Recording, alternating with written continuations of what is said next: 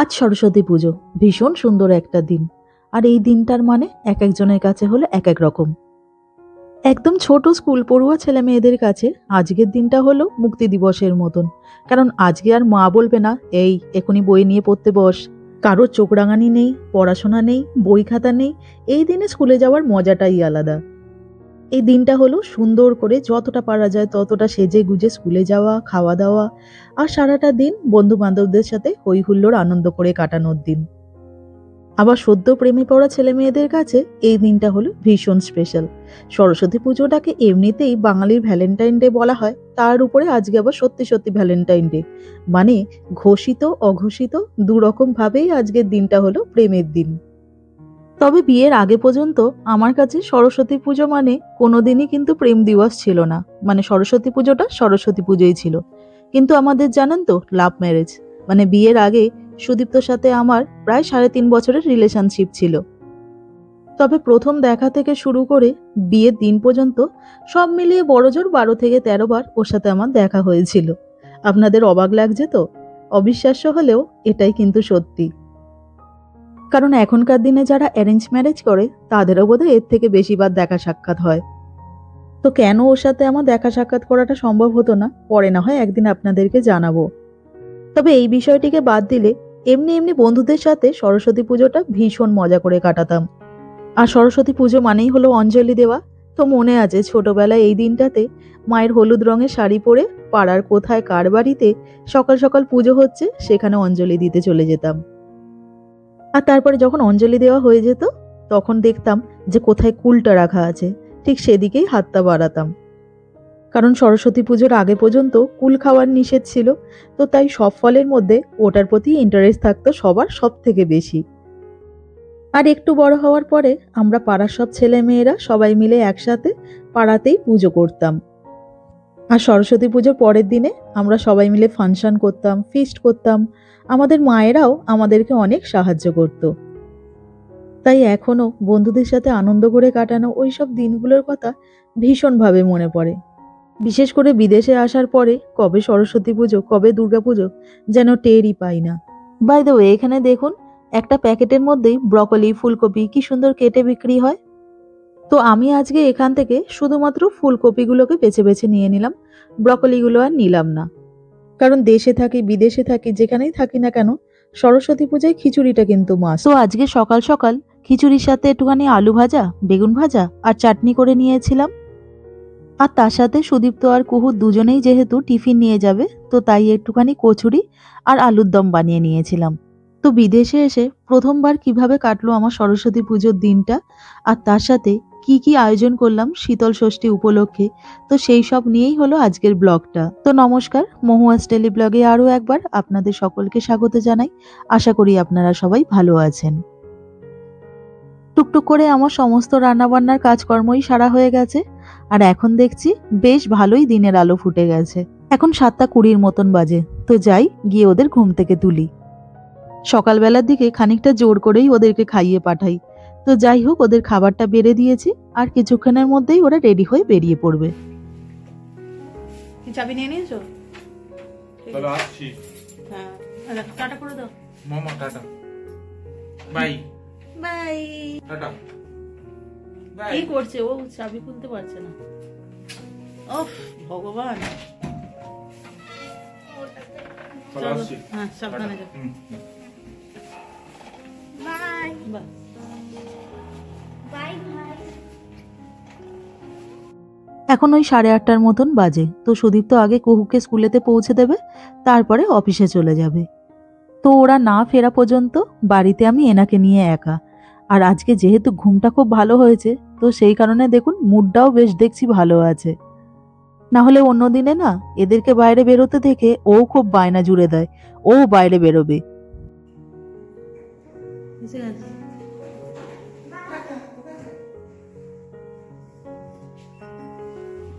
এখন 12টার মতন বাজে। তো টুকুর স্নান হয়ে গেছে, তো এবারে ওকে খাইয়ে দেবো। আর দেখুন না, পায়ে মোজা পরিয়ে দিলাম, সেগুলোকে খুলে ফেলে দিয়েছে। এবার খেয়ে নাও।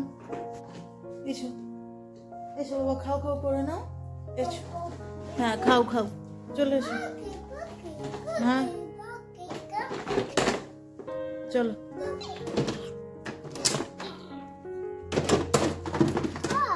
ও গাড়িটা ওখানে রাখা যায়?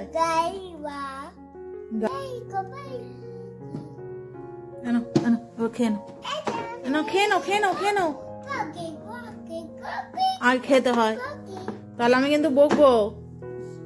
হ্যাঁ, ওর উপরে উঠে দাঁড়া, তারপরে পড় উল্টে। ওটা দিদি বানিয়েছে, খুব বকবে কিন্তু। হ্যাঁ, দিদি বানিয়েছে, রেখে দাও, খুব বকবে। এটা কার্ড, সবাই জানে। দিদি কিন্তু খুব বকবে, আমি কিচ্ছু জানি না। হ্যাঁ, রেখে দাও বাবা। এই বয়সের বাচ্চাদেরকে খাওয়ানোটা হলো যে কোনো মায়ের কাছেই একটা বিশাল বড় কাজের সমান।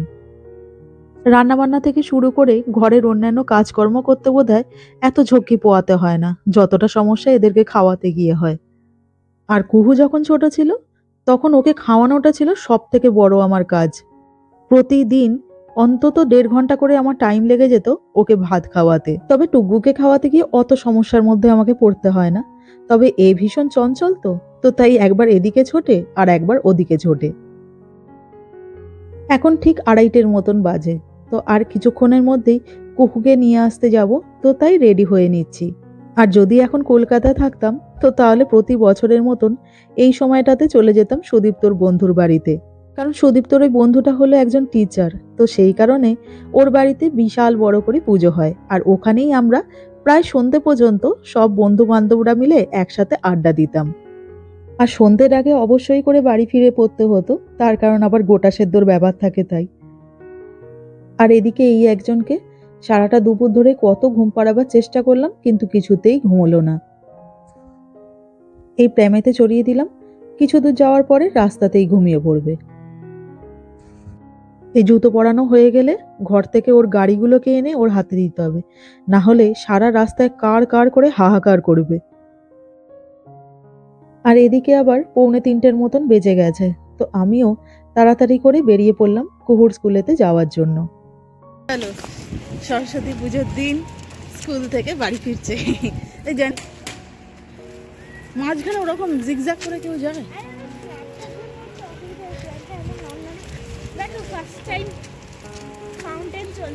ফার্স্ট টাইম কেন, এসেও তো দেখেছিলাম ফাউন্টেনটা। হ্যাঁ, কয়েকদিন বন্ধ ছিল, ওটাই তো বলছি বাবা, ফাউন্টেন চলছে। হ্যাঁ, রাত্রিবেলাটা দারুণ দেখতে লাগে, নীল আলোটা জ্বলে।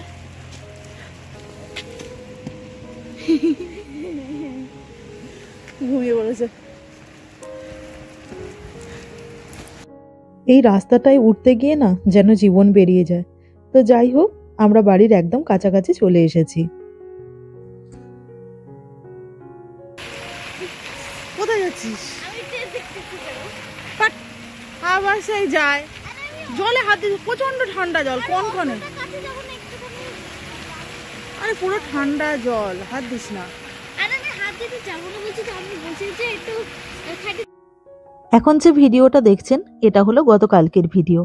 গতকাল সুদীপ্ত অফিস থেকে ফেরার পরে তারপরে আমরা চলে গিয়েছিলাম ইন্ডিয়া বাজারে বাজার করতে। আর যেহেতু সব কাজ শেষ করার পরে বেরিয়েছিলাম, তো তাই বেরোতে বেরোতে আমাদের সন্ধে হয়ে গিয়েছিল। কালকে হলো শীতল ষষ্ঠী, আর কালকের দিনে আমাদের বাড়িতে গরম কোনো জিনিস খেতে নেই, মানে আগের দিনে রান্নাবান্না করে রেখে দিতে হয় আর পরের দিনে সেই বাসি খাবারটা খেতে হয়। শীতল ষষ্ঠীর দিন দুপুরবেলা আমাদের গোটা সেদ্ধ, চাটনি, দই এইসব দিয়ে পান্তা ভাত খেতে হয়, আর এটা আমাদের একটা রিচুয়ালস। আর তাছাড়া সারা বছর ধরে আমরা তো অনেক কিছুই ভালো মন্দ খাই, তো নিয়ম রক্ষা করতে একটা দিন পান্তা ভাত খাওয়াই যায়। আর গোটা সেদ্ধটায় যদিও কোনো মশলা ব্যবহার করা হয় না, তাতেও খেতে কিন্তু বেশ ভালো। তাছাড়া বছরের এই সময়টাতে গোটা সেদ্ধ খাওয়ার একটা সায়েন্টিফিক রিজনও আছে, যদিও আমরা বাড়িতে ওই বিজ্ঞানসম্মত কারণের জন্য নয়, এমনি রিচুয়ালস মেনেই রান্নাটা করি। তো গতকাল গোটা সেদ্ধর তো বাজার করতে গিয়েছিলাম, আর তার সাথে নিজেদের প্রয়োজনীয় কিছু জিনিসপত্রও কিনে নিয়েছিলাম।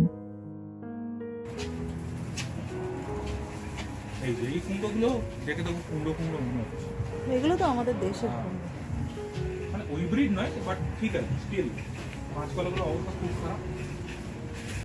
আর আমরা এখন যে দোকানটাতে এসেছি এটা বিশাল বড়। এই সামনের দিকে ফল সবজি এইসব বিক্রি হয়, আর ভেতরের দিকে গ্রসারির সব জিনিসপত্র থাকে। আর এই ভেতরটাতে ঢুকলাম এখন গোটা সেদ্ধর মেন ইনগ্রেডিয়েন্টস মানে ওই মুগ কলাই নেওয়ার জন্য। আর এর সাথে আমাদের একটুখানি চাল আর তেলও কম আছে, তো সেগুলোও নিয়ে নেব। এই দোকানটাতে আমরা একেবারেই তো নতুন, এই 2-3 বার হলো এসেছি, তো সেই কারণে খুঁজে পাচ্ছি না কোথায় কি আছে। এই যেমন এখানে বিভিন্ন রকমের ডাল মানে পালসেস যেটাকে বলে, তো সব রকমই আছে, কিন্তু ওই মুগ কলাইটা কোথাও খুঁজে পাচ্ছি না। তো এদিকে ওদিকে বহু খোঁজার পরে অবশেষে দেখা মিলল মুগ কলাইয়ের। এখানে 1 কেজির প্যাকেট 2 কেজির প্যাকেট দু রকমই ছিল, তো আমরা 2 কেজির প্যাকেটটা নিয়ে নিলাম। এইটা আর এইটা তো একই। কোনটা একটু আলাদা? এটা সুবিধা কেজি এটা ফাইনালি পাওয়া গেছে। চলো, আর কিছু লাগবে না। এই যে আমাদের কেনাকাটা সবকিছু কমপ্লিট হয়ে গেছে, এবারে বিল করার জন্য দাঁড়িয়ে আছি। আর এদিকে এনাকে দেখুন, ওই 5 লিটারের ভারী জারটাকে নাকি ও তুলে নিয়ে যাবে। আর গতকালকের ভিডিও এখানেই শেষ, আজকের ভিডিও আবার কন্টিনিউ করছি। তো এখন সন্ধে 6টার মতন বাজে। গোটা সেদ্ধ করার জন্য সমস্ত রকমের জিনিসপত্রই এখন গুছিয়ে নিয়েছি। গোটা সেদ্ধতে অ্যাকচুয়ালি শীষ পালং দিতে হয়, কিন্তু এখানে তো আর শীষ পালং খুঁজে পেলাম না, এমনি প্লেন পালং শাক খুঁজে পেয়েছি। তো ওই প্লেন পালং শাকের আঁটি থেকেই 7খানা ভালো দেখে পাতা নিয়ে নিয়েছি।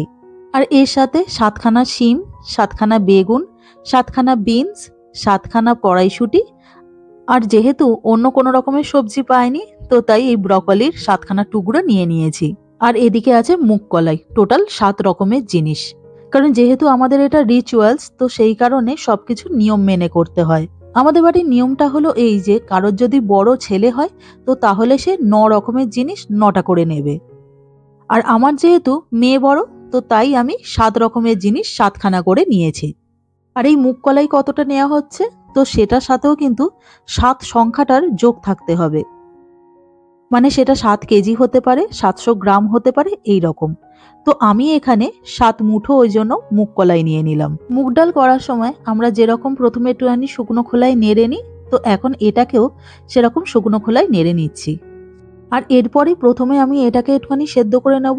এটা হাফ সেদ্ধ হয়ে গেলে তারপর সবজিগুলোকে অ্যাড করব। এই দেখুন, এবছরের গোটা সেদ্ধ একদম রেডি হয়ে গেছে।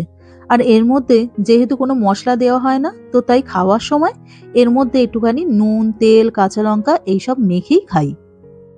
আর এইদিকে আলু ভাতে দিয়ে ভাতও করে নিয়েছি। এখন ভাতটা গরম আছে, খানিক পরে এর মধ্যে সামান্য একটু জল দিয়ে দেবো।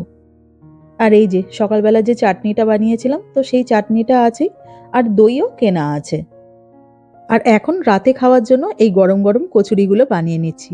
সকালবেলা ওদের মতন একটুখানি টিফিনের জন্য বানিয়ে দিয়েছিলাম, আর এখন বেশি করে বানিয়ে রেখে দিচ্ছি, কারণ বেশ কয়েকটা বেশি থাকলে ভালোই হয়।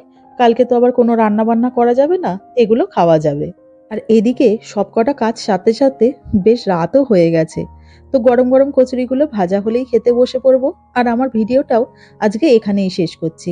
তো আমার আজকের এই ভিডিওটা আপনাদের কেমন লাগলো অবশ্যই কমেন্ট করে জানাবেন, আর পারলে চ্যানেলটাকে সাবস্ক্রাইব করে দেবেন। তো সবাই ভালো থাকবেন, সবাই সুস্থ থাকবেন। খুব শীঘ্রই দেখা হবে আরও একটা নতুন ব্লগে। নমস্কার।